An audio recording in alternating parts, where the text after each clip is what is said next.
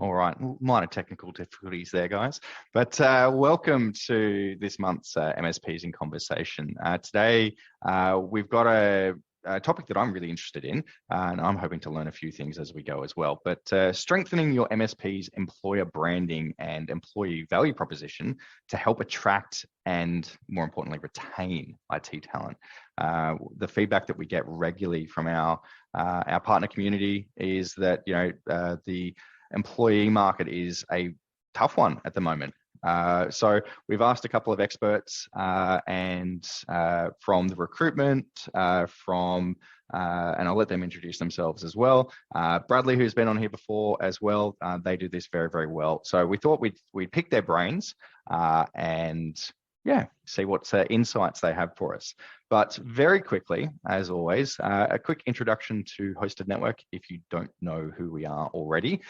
We are a wholesale cloud and telco provider for Aussie MSPs.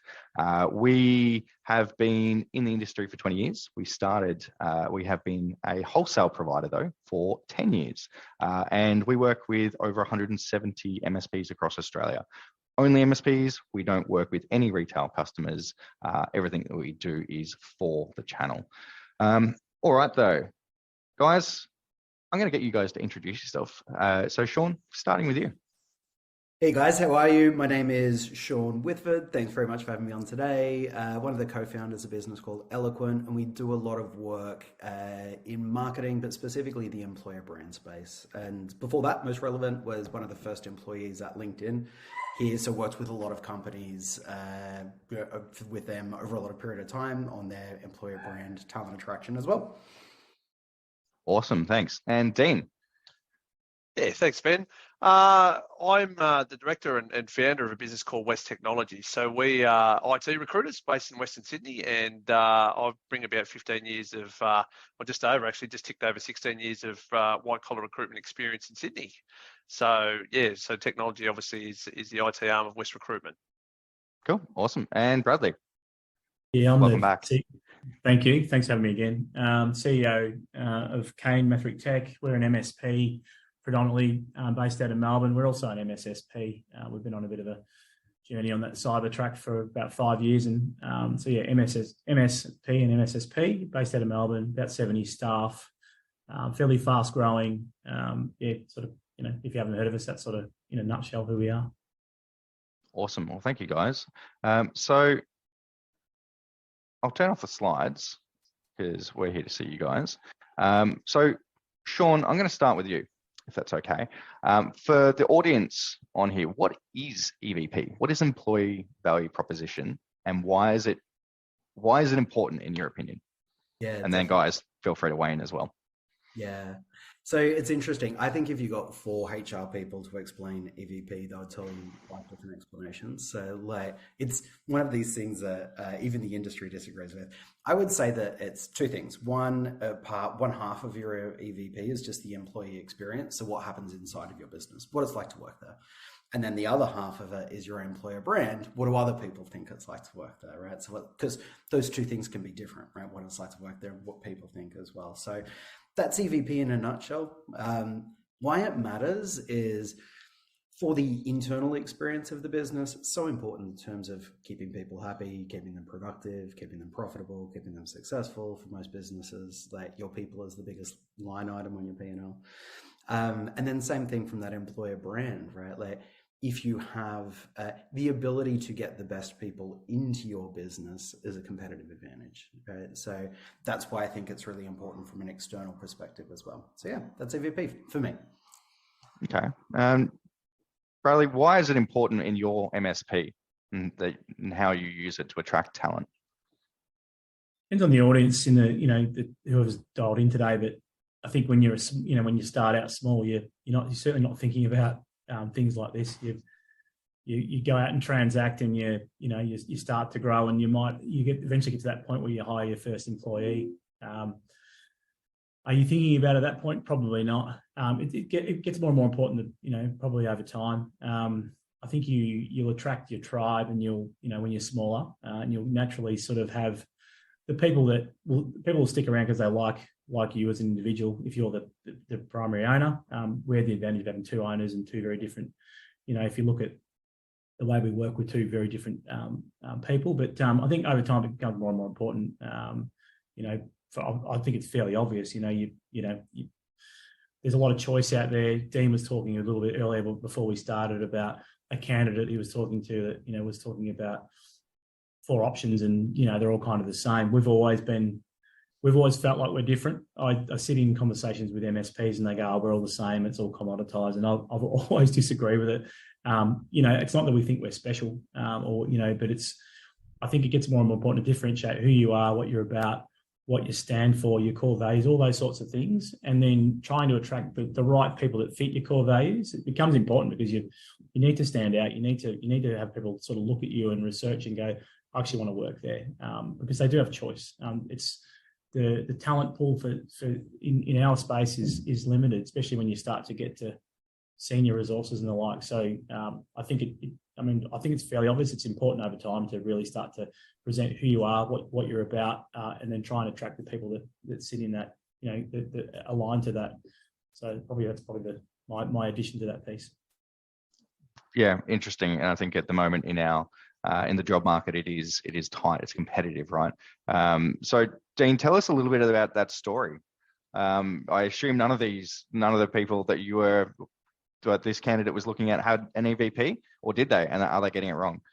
Well, it was funny. I think it was more of an education process. And I think sort of EVP coming from a recruitment angle is a little bit different, because we work with a lot of different businesses. And I think in the MSP space, it's very easy to say, "Oh, we all do similar things," which really, on a very, very high level, that might be fairly accurate. But from a company standpoint, everybody thinks they're different, or that they can do certain things better, or they know what their strengths are. As a recruiter that partners with a lot of businesses, if I don't know that, it's very hard for me to represent your business to the market and give you a point of differentiation. And I think, EVP wise, it's a really good tool for us to know that we can talk to people about your business and try and get them attracted to your company over others, because it's not just a competition standpoint between talent. Recruiters are competing with themselves. It's just, again, it is a point of difference. I think, in a skill short market, it has become very, very important that you have a good EVP. Otherwise, if you don't really know what's good about working for your business, then, how are we going to promote that to somebody that doesn't know who you are and what you're about? And I think that's something that, good companies are on top of at the moment. So to me, it sounds like EVP is the equivalent of understanding your, unique selling proposition from a sales point of view. If you're going out to market, selling a product, this is how you attract talent. Okay, so hopefully now we've got a good baseline, and we sort of understand why it's important. We've talked a little bit about attracting, and we'll come back to that in a bit. But from a retention perspective, right? We see it regularly within our industry. I think, everyone on the call has probably had an account manager that has worked at multiple different vendors, or, I see a few people on the call that have swapped staff here and there, even that have gone from my team to others and vice versa. So how does it help you retain talent? Anyone? Yeah, I'll jump on that quick, because it's this 2 halves. Like, part of your employer value proposition is what's inside of it, right? And so what it's like to work there. And like, we always see there's 3 big things that like make your promise true, or make a really compelling promise. And so if you look at it at the lens from your employees, the first one is just like, I'm growing, right? Like, the person feels like they're growing. And that can be your onboarding, it's training, it's internal mobility, it's learning development, it's all of that stuff, right? Feeling like they're growing. The next is people feeling that they're valued. Yeah. And so for value, that's rewards, it's recognition, it's little touches, it's leadership, it's what you celebrate, it's all of those. And then the next one's like people feeling like their work matters. Yeah. And so am I recognized? Do I see how what I'm doing contributes to the greater good, or to the greater good of the business? So am I a person versus a number? So if you get those 3 things right inside, I'm growing, I'm valued, I matter. Yeah. People will stay longer, but then getting those 3 right is then exactly what becomes your external promise now as well, right? Because you get those 3 things right, and then you've got to go just scream it from the rooftops to the people that you want to hire. So for me, like, getting that right just makes such a big difference on your retention. Like we work with businesses across a lot of different industries, and like I'm working with a construction mining business at the moment, and they go into these big projects that are 5 years, and at about the 3-year mark, all of their teams start leaving. It erodes and then wipes out the whatever margin was there on the products because they've got it on the project. So like keeping people through to the end, it's like makes such a difference just on the profitability of your business. Profitability is an interesting one, right? I mean, in tech, we often talk to our customers about IT being an enabler, not a cost center. I was actually having a conversation with a partner's customer that we were working with, and they put a dollar value at $70,000 for them to replace and then retrain. I don't know how accurate that is for most businesses, but that's the dollar amount that they came up with. So it's an interesting, and they were about 150 seat staff, organization. But it even if you're smaller, right, it distracts you. When you lose talent, having to rehire, that whole process onboarding. It's a pain. So just on that, Ben, yeah, I mean, just to follow on in terms of the retention piece, I mean, if you have people living and breathing your values and your EVP and your benefits are tied up to your values, the staff will actually promote it for you. So, I mean, you mentioned sort of screaming from the rooftops. If people really enjoy working there and you introduce someone that's maybe entertaining coming to your business, you don't have to sell to them. I think the people that work there will go, oh, it's great here. We knock off at 12 on Fridays, have lunch, like whatever the benefits or what makes your place great, people will really buy into that. And what works best is if the people in the organisation are the ones that spruik it, not so much the management. It's a lot more believable and buyable for people that sort of interact with your company. And your customers will feel that too. So from a retention standpoint, they'll know that you guys are good operators. So it sounds like it's deeper than a ping pong table. Right. So, yeah, absolutely. Yeah. Don't get me wrong. Ping pong tables are fun. I think everybody wants one of those. It was funny in recruitment. There was, I don't know if you remember this, Sean, there was a company that had their staff, I think the owner, the director got up and complained about people using the ping pong table too much. And he wrote an internal email that was leaked and it went pretty viral, but it ended up becoming a bit of a running joke that, the recruiters are all, hanging around the ping pong table instead of actually doing work. But that's not true.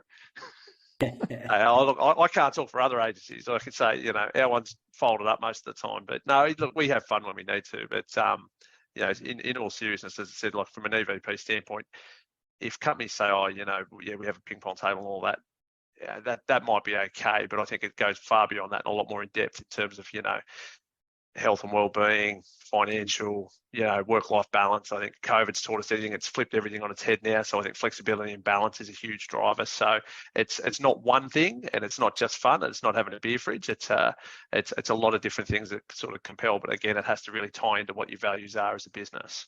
Totally. And I'm going to ask you a question, Brad, but imagine you see that.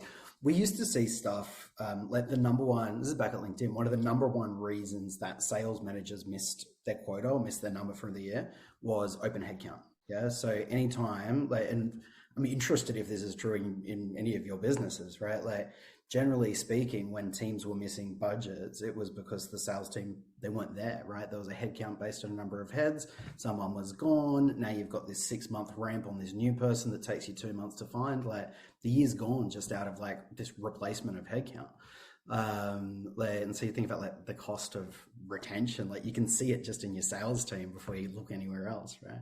Like you find that like Brad, do you see that inside of your business? Or? He doesn't lose anyone. No, that's not true.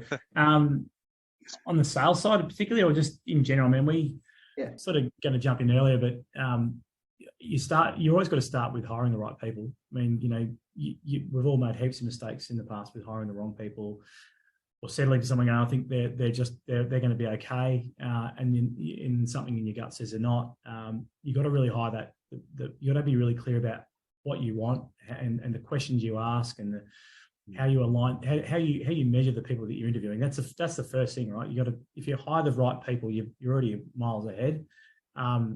Yes, sales targets. We can go on a rabbit hole on sales targets and retention. We're at a point now in our company where account managers are one of the most critical parts of our sales function. Is that retention of clients, keeping our agreements in compliance. There's a whole plethora of things we do to make sure that we're really sticky with our clients and making sure they follow those. That's become one of our most critical sales roles, not new business, business development type roles. We've always had a business development's been a bit on and off for us, but we've been principal-led selling for a long time, and we still sort of are. So it's a tough one to answer. But I think if you're looking at back to retention, there's three basic things we do to start with, which I'd call the cake. There's hiring by your core values, hiring and potentially firing, but not saying that but hiring on it, measuring on it. So we do monthly one-on-ones, we do quarterly conversations, we do yearly reviews, and we wrap them around those things. And we do a state of the company every quarter. So we explain, we use EOS as a framework, but we want to make sure everyone understands what we're doing and we're all rowing in the same direction. And it's those feedback loops that we have with the assessment and the yearly reviews. They're kind of the cake. And then it's all the icing bits are kind of they're not irrelevant, but ping pong tables, beer fridges, there's lots of things you can do. But if you don't get that just the basic fundamentals right, which I call the cake, they're the things you can do that are really easy. They're not easy, but if you do them right, then the rest kind of sort of flows. So we kind of don't have a lot of the icing bits, because some of them are relevant. We ask the team, they go, not even doesn't interest me. So got to get those three fundamentals right, I think, at the start. I think, Brad, what you said, mate, is absolutely bang on. I think you touched on that about engaging the team. A lot of people make the mistake that we see, especially in smaller companies, that the owners or directors that are still pretty hands-on will sit there and go, this is what we're about, and these are the benefits. And you might have a room full of people sitting there and you haven't even asked them what they like, or what is it about our business? Why do you like working here? You've been here for a long time. What is it? And really pick their brains. If a company's a little bit larger, you might want to do something through like an anonymous survey, because people might be a little bit too gun shy to tell you what they really think or what they like. But I think, just whilst there's some really good things in why you are here and why you stay, I think there's just as much gold, if not more, in what don't you like or what don't we do well? Because it might be something you're aware of that you just don't tackle, or something you think that, oh, look, I know, but it doesn't affect the team. But realistically, it might just be an elephant in the room. That, it might be the tools, resources you've got to do your job, less about, what you do as a team socially, or office politics. It could be all these different things that you may or may not want to sort of address. But if you really are serious about attracting people to your business, you have to be across that. So, yeah. And you jumped right into my next question, which was great. So thank you. So we've tackled sort of what it is and the importance of it. But where do you start? You mentioned a survey. Is that a good spot to start? Run us through how you see your customers implementing a good EVP strategy.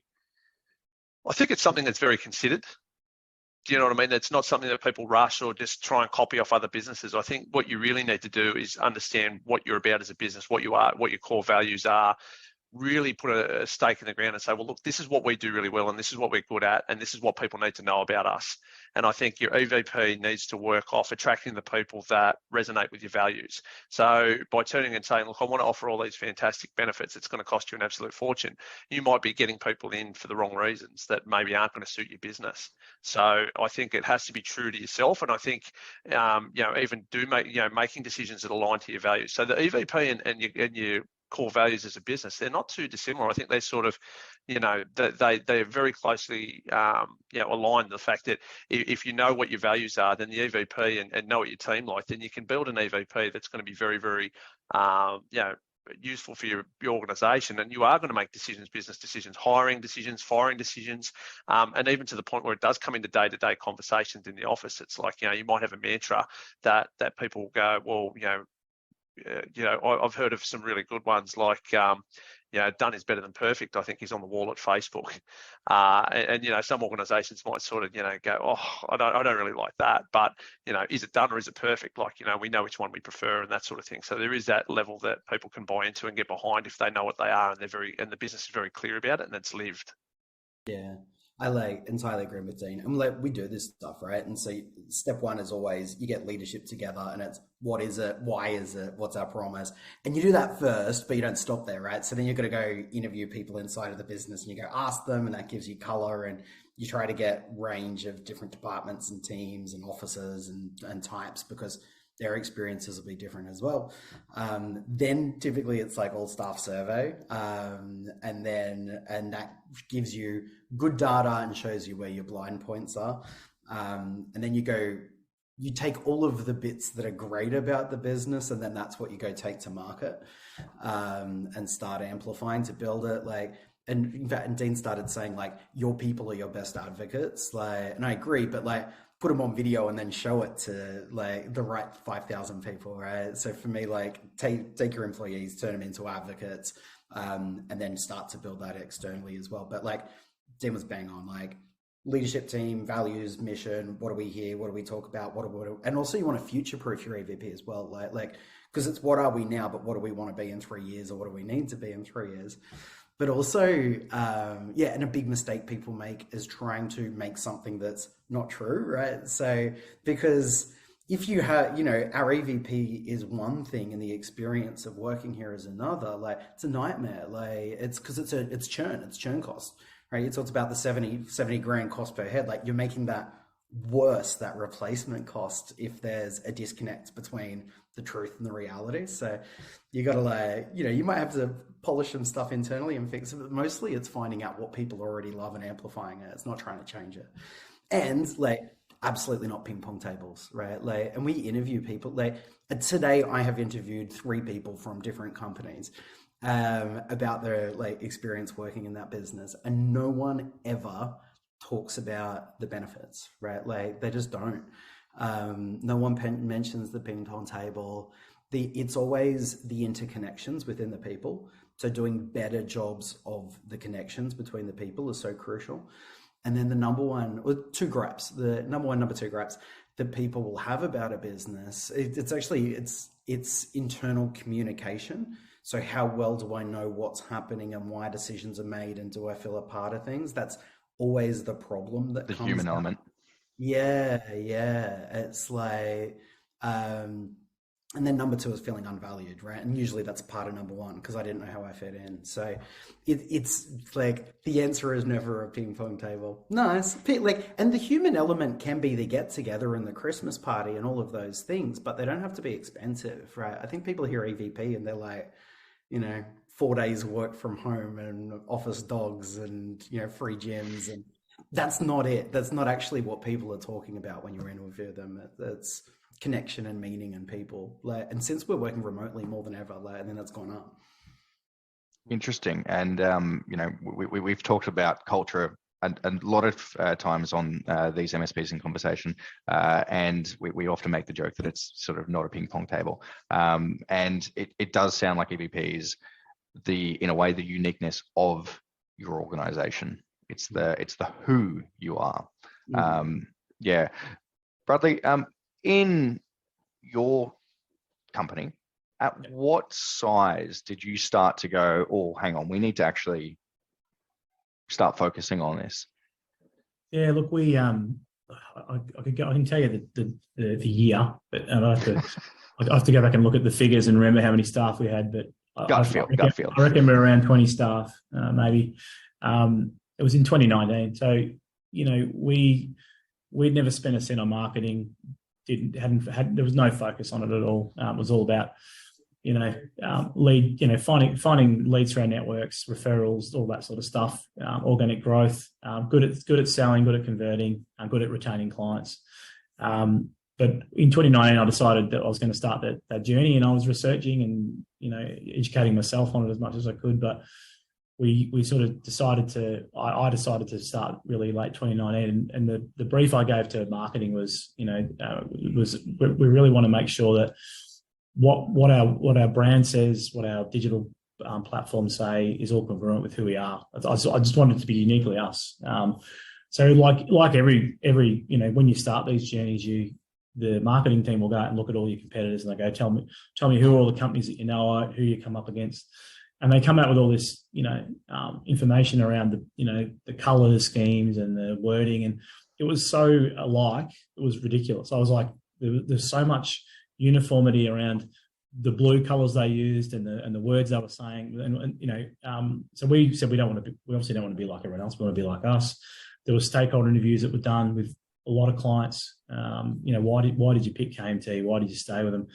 Our company was called KMT Group. It was Scott and my business partner and I just created a name in the end. It was, just started transacting. And then, we always, the K and the M were our surnames. We always said it's not about us. But a lot of clients said, hey, we met Brad or I met Scott, and I know that I can always call them. So that's where one of the things that came back in was our names. K Maverick Tech was brought it back in, and we sort of thought that was a bit strange, but that's what marketing and sort of came back with. And there's a lot of stuff that, and then there's also stakeholder interviews with all the team as well, to sort of understand. I'm going into branding sort of rabbit hole here, but and I'll bring it back to EVP. But we had a lot of help, a lot of consulting, and the stakeholder interviews helped a lot to sort of get to the why. Because if you asked me before that, I would have said the reason why we are growing, why our team stay with us, why we're fast growing, it creates opportunities. They're all relevant, but what we found was the human element was a big part of it. A lot of the words that our clients say, we feel like they're our people. We feel like they're in our office. They're our IT team. And that's where all the, if you look at the brand, it's our people, your people. There's a lot of stuff that came through just exactly what the natural language of the clients were saying. The one thing that the marketing did well was sort of surmise it into where the human face of tech, and that was something that sort of was born off quite a creative marketing thing. And we've found that we've seen a lot now, a lot of MSPs with human in their wording, and not saying that they're all copying us, but there's a lot of that. We're seeing a lot of that. I would say you've got to be careful to make sure it's really what you're about and congruent with who you are. So that journey started about 2019. We then did a bunch of work with consultants to work on the core values, because we had a mission, but we didn't really have a set of core values in the company. And I never saw the point in creating them just for the sake of creating something and saying, here's what we're going to do. So the team, we end up with our 3 core values. And it's funny, like you get clients go, they're calling us out based on our core values. We get new recruits coming and going, oh my God, it's real. It's something that everyone lives and breathes by. And so it's kind of one of those things that it takes time. If I go back and look at all the P&L and know it's what we spent on it, I wouldn't have signed off on it in 2019. I would have gone, nah. It does cost, if you're going to do it right, it does cost a lot of money our website's constantly evolving, because it's the SEO and all the other stuff we're doing. I know that's another whole kettle of fish. But it started in 2019 because we decided we had the time to focus on it. We wanted to have that digital representation of who we are, and that's just evolved over time. I don't really own the culture; the team do. And it looks after itself. Good quote. We review it every quarter as a leadership team, and we double check the VTO. That we follow EOS as a framework, but we always look at, is it still relevant? Yes, it is. Are we going to change anything in there? There's context behind every one of those core values, but hope that. You've mentioned EOS a couple of times, and we've got a comment here from Claire that they've found the EOS framework to be instrumental in helping communicate that and understand who they are. We have within Hosted Network as well. We run EOS like many MSPs do, and it really has helped us understand that. How staying with you, Bradley, did you find that was tied to EOS, that sort of journey into EVP? Did EOS come first, or? We'd started that journey beforehand, but I was at an event 2018, and I wasn't quite the person, but a lot of MSPs know him. But he gave me we met for the first time and gave me a book called Traction. I read it, thought that was interesting, but didn't do anything with it. But then when I joined, I was in Evolve. We were talking about that before. It's peer groups for IT companies. I was in that for a while, and a lot of people talking about it in there, but so we implemented EOS after, and that was bringing a leadership team along for the journey and getting them ready for it, and us as an organisation being ready for it. But that's been we love it. I mean, it gets you all rowing in the same direction. It makes it very clear. It helped me articulate my vision too, because when I was asked, it's quite challenging sometimes when you sort of, go, well, we're getting to 100 million, and that's, in 20 years. I had my view of where we're going, and it's still part of it, but certainly helps you, the leader, delegate and elevate and all those things. But the whole company runs on EOS now, and it's a great framework. But there's lots of other methodologies out there you can use. There is. We've actually I assume this is who you're talking about, but Dan Williams. We had have an MSPs in conversation. We had Dan on talking about EOS. If you're interested, we've sidetracked a little bit, but so getting back to EVP at its core. Dean, from a recruitment perspective, how do you find it differentiates from a, helping position one MSP versus another, both from, from a candidate, attracting a candidate? Going back to that example you said before, one candidate, they had 4 different job offers and they were like, yeah, they're all the same, whichever ones, how do you stand out in a competitive in that sense? And I think as a recruiter, we're a natural extension of an organisation because we are representing that business. We don't sit there 8-9 hours a day. So for us, if someone says, oh, what do they like or what do they do at lunch? Well, I can't tell you. That's not what we do.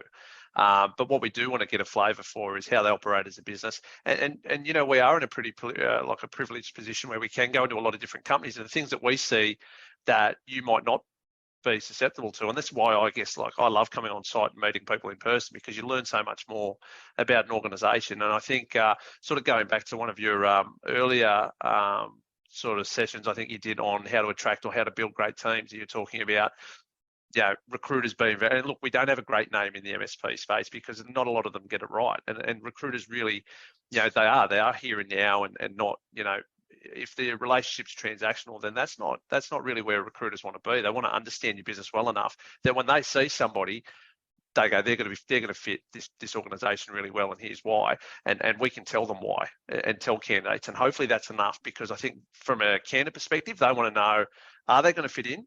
Is the role going to be fulfilling for them, like in terms of their growth and career trajectory, but also too culturally, what do they like to work with? And if you do have an old website or you don't really have any presence out there that people can research prior to coming in, they can't form an opinion as to what it's like to work there. And I think that works against you. But an EVP, it is, I know sort of Bradley mentioned about, the marketing spend on putting something together, and it is an investment. And I think as long as it's true to what you're trying to achieve and what you're about, you get to the end of it and say, okay, it was expensive, whether it's a rebrand or videos or things like that. There's things that you can put out into the universe that people can find that will give them a handle as to who you are and what you're about as a business, and the human side of that and what you like to work there is over flashy logos or photos that don't really tell you much about an organisation. People are more into, okay, what are these people like? Putting videos up from owners and the way they talk, people resonate with that. When they meet you, they feel like they've actually, if you have an online presence, they feel like they've actually met you before. You've got that level of familiarity, and that's a very, very powerful thing that you can't really measure. And I think Sean's probably a lot more across that with his marketing background. But from a recruitment standpoint, that sort of thing is vital to help us sort of put your business ahead of others. And again, for people to have the attitude, I'll go to the highest bidder, or it's 4 people, four companies that are almost identical. Well, they're not identical. They've got different stories. They've got different DNA and fingerprints. If you haven't asked that level of question, I don't know if that's the onus is on the candidate or if the business hasn't done a good job of, really putting that out there and as a business, this is what we're about. Put your stake in the ground. If we're for you, that's fantastic. You'll come here, you do well. If not, then, see you around the traps sometime. I think you're right there. You got to, you definitely want to be very clear with the candidates as an MSP, or a business owner, about what you're about, what you expect. If you're a high performance culture, which we say we are, we do talk in detail about the way we work and expectations and the core values. And, because if someone says, oh, that sounds like it's a little bit too full on, and generally the people that we attract want that high growth, they want that career progression, they want those things, but we make it very clear and explain it. And I reckon, sometimes you miss out on candidates because they're already down the track with someone else, or sometimes the candidates are, I've got another offer at this, and we go, well, take it. So I think you've got to be I think it's even in that candidate's experience, you need to be personal about how you're interviewing and explaining as much as understanding what they're about, but also explaining what your company's about and making sure they align to it. So I think maybe those 4 companies that had sort of failed in that regard, maybe not really explaining why would you come and work for us and differentiating. Yep. Or the processes, recruitment processes can be rushed because they think, this person's active, we need to get them in quickly and not run a full process or not spend as much time with them as I can because I don't have the time. And one thing I did want to mention is it's not just MSPs that you're competing with. You're competing with external companies as well. Everybody's after tech talent. It's not just the MSP. Yeah. But why I think it's so important for MSPs is because that's your product. You don't have shelves with tins on them. Like the people are your product, and if you get a really good one, they'll make you money, and if you get a really bad one, they'll cost you money. And I don't think that's sort of discussed enough. It's like, oh, we just need bums on seats. The wrong bums will be more expensive than you just even having the chair. So for us, I think the MSP as an industry could do a lot better at selling the benefits of joining it. And for me, so prior to IT recruitment, I did accounting recruitment. And in accounting terms, you've got the big four accounting firms, your PwC, your Deloitte, your EY. Those organisations have really, really structured ways of headhunting people from university that are high achievers, bringing them through their system or their, training them as auditors. But very, very few of them stay. They always leave. But when they leave really, really well trained, and 3 or 4 years in an audit environment is the equivalent of 10 years on the client side. And I think MSPs are exactly the same, because they have to know a lot of different tech stacks. You have to pick up the phone and solve problems very, very quickly. No 2 days are the same. There's really good things that will round you off, especially if you're early on in your career. You want to be highly skilled. You want to be, especially the techie guys, they love more tech stuff. You want to be exposed to the cutting edge or bleeding edge tech. MSP generally get exposure to that quicker than companies that may be thinking about it or years away from rolling something out. So there's all these benefits that we don't really sort of promote, because it just is what it is. And I think, as an organisation, it sounds like you've promoted a few MSPs, Dean. Fair to say, And I think there's a few people on this call that have made the mistake. I certainly have, of hiring from enterprise, and it just not working for that very reason, right? It's a different game. They think differently. Meryl, our marketing manager, has actually just made a comment in the chat as well, that company branding isn't just important from your product, but if you think of, you're going to go out for date night, right? You check out the reviews for where you're going, right? If you're going to book a holiday, you check out the reviews. It's the same sort of, imagine that from a commitment perspective of, I'm going to go spend the majority of my waking hours somewhere. If you're going to go check out the reviews for just date night, people do the same thing, right? It makes sense in that side. So yeah, interesting. A lot of it doesn't have to be expensive as well, right? That was the next piece of it. Well, exactly. What are your tips around keeping it? Oh, well, so you're just talking about reviews. So for anyone that hasn't been on Seek recently, and we haven't because none of us are looking for work, but if you go on Seek, right, they've added reviews for employers. So when people go create a Seek profile, it prompts them to put it. So for everyone listening to this now, if you're MSP, go look up your job ads on Seek, and you're going to see a star rating potentially, right? Every job seeker is seeing this star rating for your business. Right. And so it's free, though, to get your team and your people to go give you reviews that are positive, right? It's free to get your team to go onto Glassdoor and give you positive reviews as well. Dean was just talking about the candidate that couldn't differentiate between 4 different offers, right? Often a big mistake with employer brand is we think it stops when someone's applied for a job, right? All through that hiring experience, you're sending them stuff. So when we make plans, the job offer should come with a video from the CEO. It's pre-recorded, you can do it once, but hey, I just wanted to, extend this opportunity for you. We're really excited. Here's what we're about. I'm so excited that you've got the opportunity to come with us on this journey. You can record that free on an iPhone once and send it with your job offers, and it will improve. So Dean's candidate was given 4 offers and couldn't differentiate, would have taken that for the sake of 30 seconds, right? That you could do once and send over and over. If you've got an L&D policy internally, put a nice logo on the front, right? And send that to everyone, right? If you've got an internal mobility policy about how you promote from within, or if you've got a benefits, people take the benefits brochure and give it to people after they've started, right? Just make it 20% prettier and send it with offers. There's all of that stuff that you can do that costs $0 about just how it's going to be different for them, and start sharing that a lot earlier and share it through. There's a few tech stacks that make this easier as well, but there's also there's dead space between offer accepted and maybe contract signed and started, right? And this is every recruiter's nightmare, right? The candidate that calls 3 days before and is sorry, because they've taken something else in that dead time. Having And again, it's free to have a process where like the hiring manager catches up with them for a Zoom coffee 2 weeks before they start. Like get them excited, get them warmed up, like send them a picture of their desk, like with the team there smiling, right? Like it, those human touches make the world of difference. It's like everything I just said was just free, and it will make you stand out more than someone else. They are some really, really good tips, and I'm making plenty of mental notes myself. So I'll write that one down. Send a video. That's a rabbit. So I spoke with again. Someone today was talking to me, and they were talking about, and they like where they're working, and they were talking about how their pay rise was delivered. Yeah. And it was like, so they, and it was their regular like 12-month review or whatever it was, right? But the HR manager brought them in and said thank you and gave them the thing and said, like, this is, it's a pay rise, but it's just a touch of like our gratitude for you. And then the CEO like calls later and says, hey, like, congratulations, we're really, and like how it was delivered, like it wasn't an emailed letter. It was, they sat down and they made a deal about it, and someone called them later and said, congratulations, right? Like EVP isn't 5 days from home. It's those little touches created inside of a business that make the world of difference. Just that, honestly. So letting them win at ping pong. Exactly. And look, ping pong's part of it. Like it can be, right? I know we're using it as that, like as a trope, but like if people have fun and spend time together and build relationships and connections in that space, then it is about ping pong tables, but it's about the connection with the humans. Yeah.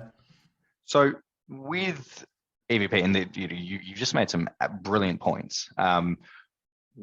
We often get just busy, business owners, management teams, they're busy. And when we've got a new role, we do incremental improvements. We don't sort of sit back and sort of, particularly with recruitment, go, okay, let's make the perfect process then and there. There's usually got to be bits of pain along the way. Certainly that's speaking from my experience, so it might be different from others on the call. And we certainly haven't got it right. Hence why we'll take some of these little tips and look at implementing them as well. But what do you think, if for those of how much time should people be dedicating to this? Because at the end of the day, there is a lot of noise. Running a business, IT is about solving problems, building solutions to problems, whether it be a printer broken or the client's moving an office, right? We're always focusing on different things. So how much time should we be focusing on it? And when do you think we should be starting? Really, that's a really tough thing to answer. Depends on the audience. But if I just give my experience at the start, next to none, because you're transacting and serving your clients. You start to grow a team, and you start, there'll be a realization at one point where you realize your team's more important than your client, because you've got to really look after your teams and your people, and they're looking after your clients. So that was a long time ago. I went through that piece. I'd say, when you're talking about selling earlier, whether you've got marketing and brand, or like the opportunity to sell and sell well is in front of the client. So you get that opportunity to sit in front of them, you explain what you're about and where what the organization's about, and sell unique selling proposition. The same for your team. Like little things like Sean mentioned there. Like we've had candidates that have wanted to meet me because they've got a few options, and then so I've got on a 1 hour call or whatever with them and gone through our VTO and explained all about the KMT and how much do you want to know, and to a point where they've gone, no, I've heard enough now, and I'm going to accept the job with you guys. That's happened a few times in the history, but I think start out small. It depends on what. It's really hard to give you an answer saying you start at $2 million revenue or you start at whatever, but just make a difference in the things you can control. In those, when you're interviewing, Sean, great. It's just a great little thing. Like, he's a differentiator. Throw a video in there. Marketing teams would make it really clean and sharp and all structured, and they probably have it all done out of the CRM system. And it's just, every candidate gets a full pack. But you can just in the engagement, just stop and think about how I'm interviewing, what I'm articulating to the candidate. Just start with the basics, and it'll grow. When you start to free yourself up and bring other, great people into your organization, they start to help drive those things and challenge it every quarter or whatever in what do we do next to enhance the experience for the customer, for the staff, for the new clients that are coming in, and same thing for new team members. How do you delight them and keep them there? There's all that stuff. It just gets bigger and bigger as you grow, and more important. So it is incremental growth in that sense. Yeah, it doesn't have to be built overnight. Nah, don't overthink things. Just start with something and just and collaborate. Like this is another typical example. I'm sitting here listening to two guys I've never met before, and getting some great ideas. I never thought to sit down and talk to. We've got recruiters, but I never sort of asked them about what other things. What are they seeing? So just learning from people, collaborating, peer groups, whatever it is. So yeah. Ask what other people are doing. Everything's a journey. You start somewhere, and you just you've got to just think about evolving, and that's the if we don't evolve, we're not growing. So that's probably the point. So with that in mind, Dean, what are the candidates you find easy to place? What are those organisations doing right? Well, they're probably two different things. I think the candidates that are easy to place are the ones that know what they want and know where they fit in, and they've got a good level of awareness, and that they're open and honest. And I think from an organisation, in terms of process, I think there's a couple of points here. We talk about having a really structured onboarding process and an EVP that ties in with that. There's a lot to be said about employer branding and employee reputation out in the market. With maybe running a recruitment process, the people that aren't successful, if they've had a really good interaction with your business, that could be a really, really powerful marketing tool as well, that people go, look, I missed the role there, but geez, they're a bunch of good guys. And I'll tell you what, if I saw them in the street, I'd stop and say good day. And things like that make such a world of difference in terms of who knows who, because I think it's 2 degrees of separation. Everybody knows somebody, and if your experiences with everybody you interact with, whether they're clients, employees, ex-employees, potential employees, if you do that really well from the get-go, then you're gonna put yourself in a position to have more people that want to work with your business. And I think if you do that, that's something you need to, at all sizes. If you're looking to scale and grow, I think that needs to be something that you're mindful of. And as I said, it all sort of ties in. So as long as you're aware, okay, this is what we do really well, this is what we can do better. If you've had, we talk about when's a good time to look at this sort of thing and EVP and process. If you've gone through a phase where you've lost a heap of staff, then I think you're probably too late. I think you're shutting the gate after the horse is bolted. So I think it's, if you're looking to grow, it might even be a fact of, okay, well, how are we perceived in the market? Ask a recruiter. What's our reputation? Who does this really well? If you want to align yourself with a recruiter that's been around, they'll tell you, because they want to work with you. They're not going to obviously spill, secrets of, sensitive information or anything like that, but they'll say, this company does it really well and this is what they do. And it might be something as simple as a personal phone call, or in a world of videos, the director will jump in a car, drive out to wherever you live an hour away and have a meal with you. And where you go, yeah, well, that sounds like, a bit of effort or a lot, but it means a lot to people. People want to be wanted. And I think that might make the difference between you securing someone you really want to hire or missing out on them, that someone else is prepared to do something that you're not.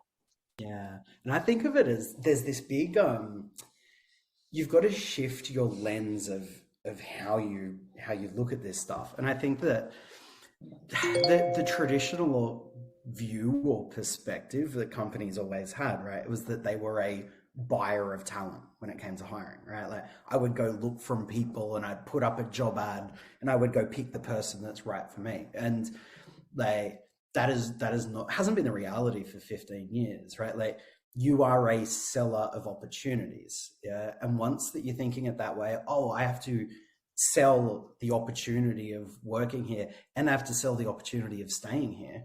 Right. Australia's got the lowest unemployment rate that we've had in over 50 years. It's since we've been measuring unemployment, we have the lowest unemployment rate. We have the highest participation rate. We've got the highest number of hours worked.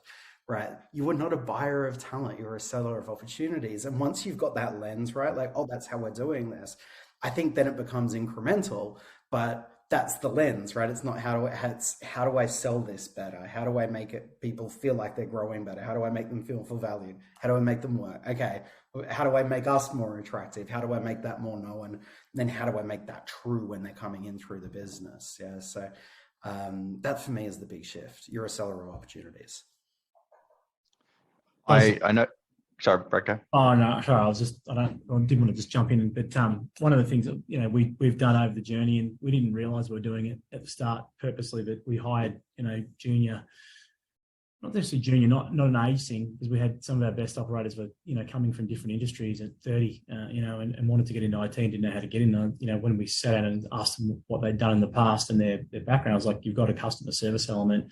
We're going to get you in and train you. So a lot of our long-term staff have been with us from, joining, from non-IT, or the first job or those sorts of things. And they've evolved with the company. We've trained them on our ways, and, and some of them push themselves with certifications, other things. But that's another part of growing, embedding a culture and finding good talent is start with them, start with people that want to get into the industry and don't necessarily, we've never gone out and tried to target other organizations and try and get techs that we've never said, oh, you need to have 1 or 2 years as a level one. We just want to find the right attitude, bring them in. And we've even done intakes, like we haven't done a big intake for a while, but we used to do I think the biggest one we did was 6 at one time. 6, we did a group interviews of 20, 30 people and we end up picking 6, and, attrition, they don't always last, but, it might've been 2 or 3 that stuck, that are really good. And they've been with us for a long time. We've got, 8 years, one of the guys the other day was 5, hit his 5 years and, started in junior roles, and their progression's been amazing. Far beyond what I did when I was at tech, a lot quicker. So that's another factor, I think, just to think about as well, as finding good junior talent, or people that want to get into the industry and get the right attitude, and then train them, invest them, and they may not stay there forever, but you'll find that some of those will be there for 3 or 5 years, and you'll get lots of ROI, and you set them up for success. If they move on, they move on. So, guys, it's probably more for Dean and Sean, but Brad, feel free to jump in as well. But what resources or tools can our listeners use? Are there resources out there that, rather than having to try and reinvent the wheel, is there somewhere they can? Yeah, I can sort of feel this. I think this is sort of speaking from personal experience in our organisation. There's companies now that maybe we weren't aware of some time back that now specialise in employee assistance programs. And for us, they're not overly expensive, but the value that's there, it's almost like an insurance policy. People can use it if they want. And I think a lot of it comes down to now, instead of financial things, I mean, that's important, especially with sort of cost of living, but there's a lot of things around sort of health and well-being. So, we talk about gym memberships, but we're probably talking about more on the mental health side of things. So there's organisations in that EAP space that can offer access to psychologists or psychiatrists. They can do that remotely. They can give you access to financial planners, people, dietitians, all of these sort of things. So if someone that works with you said, oh, look, I really want to go on a weight loss journey, or I want to improve my life, and it's about improving. If people are happy and well balanced, they're going to be better employees, and then better people, and they'll probably get better results as a company, just having these people that have that sort of, not growth mindset, but just, people that do want to be balanced and in a really good place. That's when people sort of tend to perform their best. So I think one we use is BeneStar, which is BENESTAR. They've been fantastic, and they're if you look into them, they're very reasonably priced, for what you get, and especially businesses that are under sort of 25 or 30 people. I think they're quite good. But just having that to say, well, look, we have this here, and if you need it, it's completely anonymous. We don't need to know. You don't need to go through us. You ring this number, you sort it out. We don't know about it. It's just here. We subscribe to it. So that sort of thing is a really good EAP that we can offer. That our team personally, but I think a lot of businesses will get a lot of value out of that at the moment. Sean, thoughts? That's a really good. I was just trying to scribble down a list here, because there's a lot, but it's a lot of it's size dependent, right? Like how small or enterprise you are, because there's almost like a different option for each. And then for me, there's so many different parts of it. I'd say, look, step one, if you are using a hiring platform, some sort of candidate ATS or CRM, I think spending some time on your service flows and automations there is probably one of the most effective and freest things that you should be doing just with a tool that you've already got. I think Dean's suggestion, look at EAP solutions, is great. You can subscribe to them. I think there's another Officebox, Perkbox. I'm sorry, I just let down that business, but it's something like that. And you can same thing. You could EAPs a lot about mental health and assistance. Office Box or Perkbox, you can go, people can get discounts and vouchers and they can gift things to others in there and those sorts of things as well. There's platforms around leadership training. Like there's one called Hello Monday that's amazing, where you can just put your leaders on it and they can basically book on-demand coaching sessions with this panel of different leaders, right? So it's this really scalable and surprisingly affordable leadership coaching platform. There's stuff like CultureAmp's pretty enterprise, but if you want enterprise grade analytics, they'll do staff polls, but then they work with, I don't know, over 1 million businesses or 1 million data points. So they can actually predict your employee churn based on the responses to the surveys, because they've got all of the responses from your industry matched to their churn rate. So they will tell you how many people are going to go and when, based on this big data approach to employee analytics. There's stuff around, I'll go one more. There's more as this is a category that I would say, but there's a bunch of softwares that basically help your employees share your content. Yeah. So LinkedIn is an engagement algorithm. The more that people engage with a piece of content, the more people it shows it to. There's softwares where basically you can get, your employees download it and they're not sure of what stuff to share on behalf of your business. And you can use that, but for sales, for marketing, and for your employer brand, right? Because you can push to all of your employees, here's something from marketing, here's this thing, here's the blog from Dean about why it's great to work at West, right? And then they can all get in there, get behind it. So you can sort of push a curated feed of content to them. And again, enterprise ones, cheap ones, but so there's a whole raft. But look, use your CRM better. Use your applicant tracking system better. Is probably a great place to start. Okay, guys. That kind of brings us to time today. I'd like to say a huge thank you. I've certainly taken away a bunch of different ideas from this. I've made a heap of notes. So thank you from my side. Thank you for the audience. As always, this is cut up into a podcast and on YouTube and Vimeo.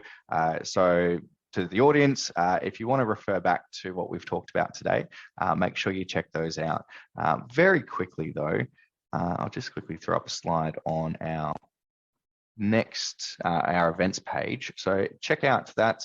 The next MSPs in Conversation hasn't been scheduled yet, but check out our events page for the ones that we've talked about today. Dean, I think you mentioned how to build a great team. The EOS one's up there as well. So check those out. And guys, again, just a huge thank you. Really valuable tips. I really enjoyed it. Thanks, everyone. Thanks, See you later. Pleasure.